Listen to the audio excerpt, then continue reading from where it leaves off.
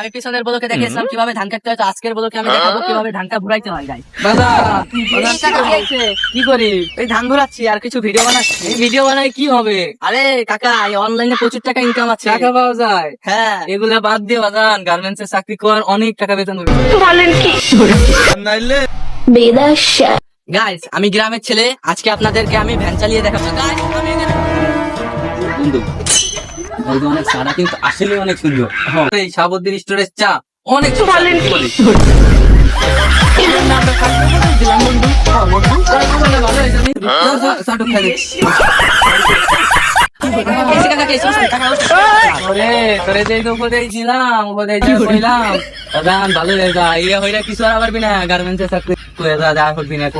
আপনারা চিন্তা করেন না, আমি আর করবো না, বুঝছেন? চিন্তা করেন না।